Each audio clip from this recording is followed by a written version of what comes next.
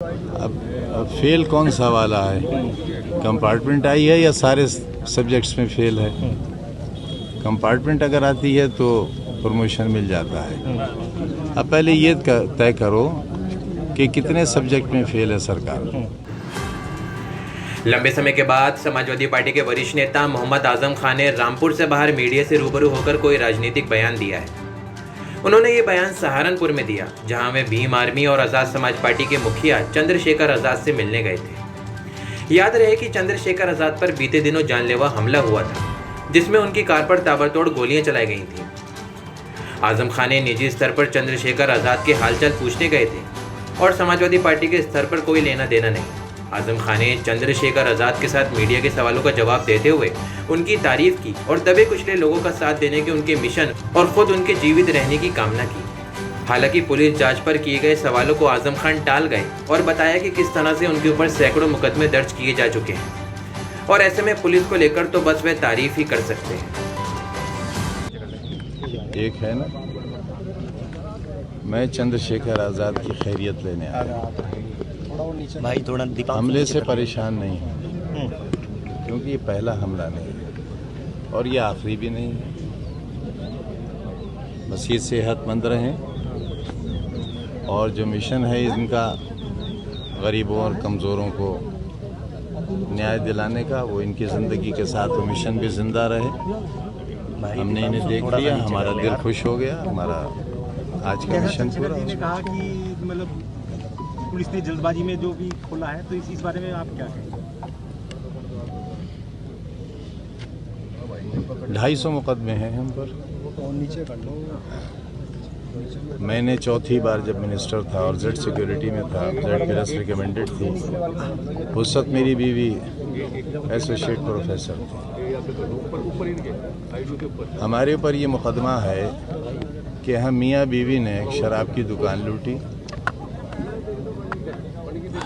शराब की बोतलें लूटी और 16,900 रुपया गले से डाका मार के ले गए। मुर्गियाँ चुराई नहीं है हमने, मुर्गियों का डाका किया है।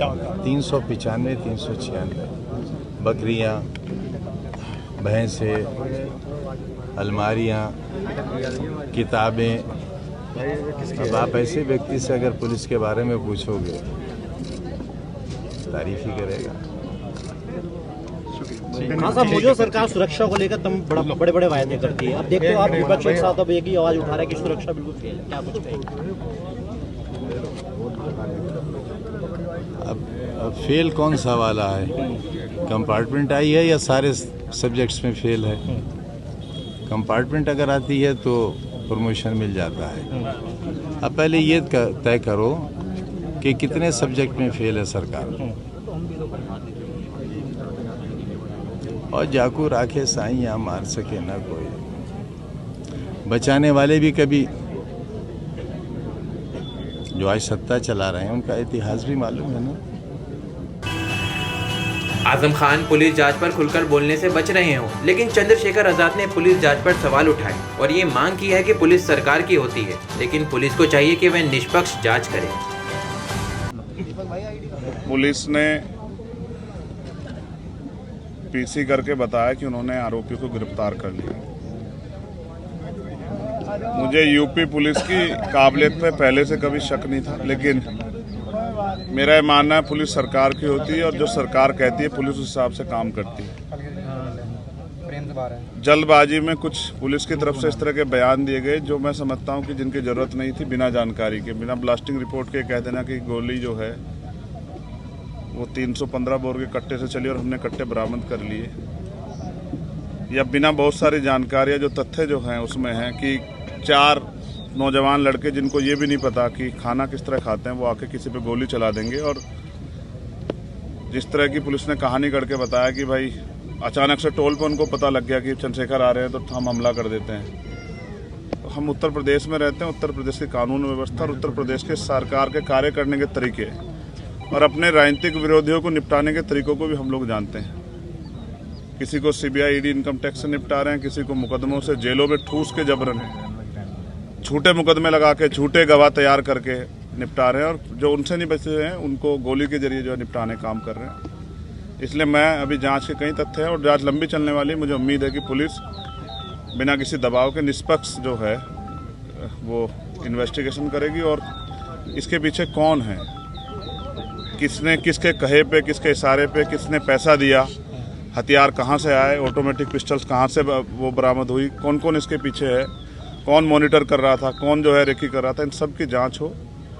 इसलिए भी ज़रूरी है कि आज मेरे साथ है, कल किसी और के साथ ना हो, क्योंकि उत्तर प्रदेश में विपक्ष के लोग बड़ी मजबूती से जो है अपनी लड़ाई को लड़ रहे हैं। और ये तो उत्तर प्रदेश है, यहाँ तो चुनाव सजा होने के बाद पता लगता है कि डीएम साहब के दबाव में मुकदमे लिखा गया था, बाद में वादी मना कर देता, लेकिन तब तक बहुत कुछ बदल जाता तस्वीर। पुलिस के आज के खुलासे से आप संतुष्ट हैं या नहीं? मैंने कहा कि मैंने उनको पर्याप्त समय दिया कि वो अपनी कार्रवाई को, गिरफ्तारी की प्रक्रिया आगे बढ़ाए। तो गिरफ्तारी हुई है। मुझे नहीं लगता कि जिन्होंने इतना बड़ा हत्याकांड, तो पुलिस ने कहा ना, आपने सुना कि भाई वो हत्या करना चाहते थे, तो जो हत्या करना चाहता था उसके पीछे कोई बड़ा कारण हो, छोटा कारण नहीं हो, जिस तरह कारण को आप हवाला दे रहे हो। और मैं लोकतांत्रिक व्यवस्था में हूँ, संविधान को मानता हूँ। मैं जहाँ तक मैं मानता हूँ, मैंने किसी का बुरा नहीं किया। आप सब लोग जानते हैं, मैंने किसी को बुरा ना कहा ना किया। मैंने प्रयास किया कि जिसके भी साथ खड़ा हो पाऊँ, जिसकी भी मदद कर पाऊँ, जिसके भी आंसू पहुँच पाऊँ। और ये मैंने सीखा अपने जो सीनियर लोग हैं उनसे। आजम भाई उनमें से एक शख्सियत है जिनसे मैंने सीखा किस तरह से लड़ाई लड़ी जाती है कमजोरों की। तो मुझे लगता है कि अभी उनको जल्दबाजी ना करते हुए, माहौल शांत है, हम लोगों ने लोगों को शांत रखा है, हमने अपील की है। उस समय ईद का त्यौहार था, हमारे कंधों पर जिम्मेदारी थी, हमने लोगों से अपील की, लोगों ने हमारी बात को माना। तो वो जल्दबाजी ना करे, बिना ब्लास्टिंग रिपोर्ट के कह देना कि गोली कौन सी, हमें पता है गोली कौन सी है। तो जल्दबाजी ना करें, सारे जो जितने भी जो तथ्य है, जितने भी जो दिशाएं, उन पर सब पे काम करें। क्योंकि जहाँ तक हम जानते हैं कि हो सकता है किसने पैसा दे के कराया हो, क्योंकि वो तो नौजवान बच्चे, उनको इतनी जानकारी नहीं है, उनको ये भी एहसास नहीं था कि ये करने के बाद क्या होगा। तो इसलिए इससे बहुत बड़ा नुकसान हो सकता था प्रदेश स्तर पे भी और देश स्तर पे भी। इसलिए मैं प्रयास करूंगा कि सरकार के दबाव में जल्दबाजी ना करें और जिम्मेदारी से जांच को आगे बढ़ाएं और सभी तथ्यों पर जांच करें। और मुझे अभी भी पुलिस के कुछ अच्छे अधिकारी हैं, उनकी कार्यशैली भरोसा है कि वो सरकार के दबाव में काम नहीं करेंगे। और उम्मीद है कि फेयर जाँच होगी और ये पता लगेगा इसके पीछे कौन है। कल की जो आप लोगों की घोषित पंचायत है, उसके बारे में अभी मैंने लीडर्स को बुलाया है, सब लोगों को, और मैं चाहता हूं कि पुलिस को पर्याप्त समय मिले जिससे कि आसानी से वो अपने कार्य को आगे बढ़ा पाए। ये ना हो कि हम इसमें फंसे रहे, इसलिए हमने कार्रवाई को में ढिलाई बरत दी।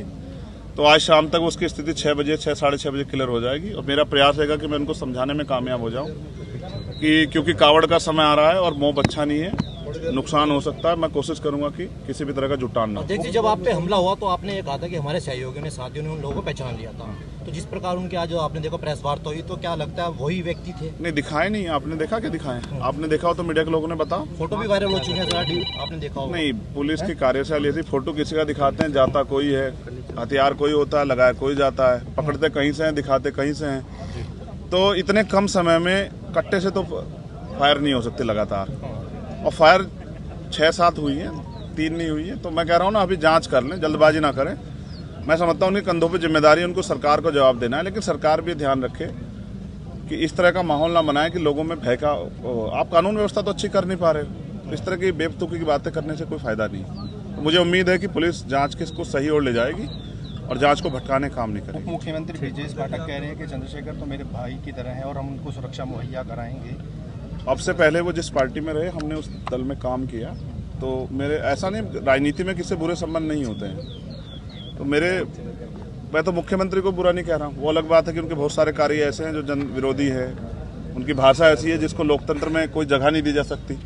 लेकिन फिर भी मैं कहता हूँ कि ठीक है, उनको अपनी सरकार, जनता ने बहुमत दिया, चलाएं। और किसको सुरक्षा नहीं देनी है, किसको देनी है, तो सरकार को तय करना है। मगर अब तो पुलिस सुरक्षा में हत्या हो रही है। अपने अतीक और अशरफ भाई की हत्या के बारे में देखा किस तरह से हुई। पुलिस ने डिफाइन कर दिया, जस्टिफाई किया कि अपराधी थे, माफिया थे, लेकिन वो मेंबर ऑफ पार्लियामेंट भी रहे थे। फिर संजीव जीवा की हत्या, चलो उनको भी आप कर दोगे जस्टिफाई। अब चंद्रशेखर को कैसे जस्टिफाई करोगे? पिकेट 20 मीटर पे पिकेट है, पुलिस खड़ी है, और क्या इंटेलिजेंस है? अब इतने हमारे सामान्य नेता हैं, रास्ते में इनके साथ कोई हादसा हो जाए, कौन जिम्मेदारी लेगा? क्या नेता घर में छिप जाए, लोहे के बॉक्स में बंद हो जाए? तो जनता का आदमी जनता के बीच रहता है। भविष्य में ऐसी घटनाएं हो सकती हैं। जब तक पूरी कलह नहीं खुलेगी, वो आखिरी जो उनका मास्टरमाइंड वो नहीं पकड़ा जाएगा, उसको नहीं सामने करेंगे, तब तक नहीं पता। जिसने फिरौती ले रखी है, मुझे ऐसा लगता है उसकी मालिक की बात पूरी कल फिर करवाएगा। तो मैं हर खतरे के लिए तैयार हूँ, लेकिन मैं भी जनता के बीच जैसे रुकूंगा नहीं, मैं जाऊंगा जनता। पुलिस कह रही है कि जो मोटो था इनका गोली चलाने का वो ये था कि चंद्रशेखर जो देश के अंदर अपने बयान दे रहे हैं, हम उनसे आहत थे और हम लोगों को बड़ी तकलीफ हुई। जो मोटिव क्या था यही बता रहे हैं कि उनसे हम लोग वो हो गए। ये तो उनका विचार है, मोटिव हत्या करना था ना, ये तो सत्य है ना।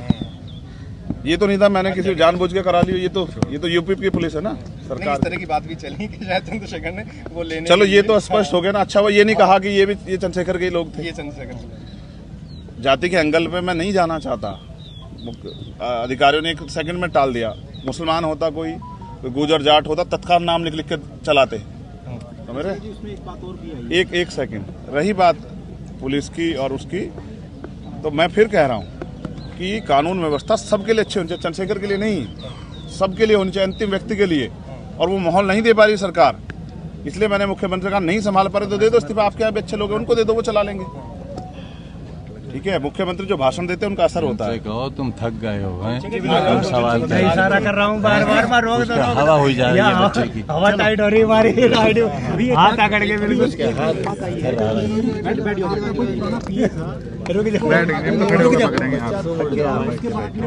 पैर सीधा कर लो, पैर सीधा कर लो भाई मेरे। क्यों नहीं रहा? नहीं, सच ये है अनिल भाई, ना तो मैंने आज तक कोई पिए रखा है, मैं तो खुद ही पियूँ समाज का। और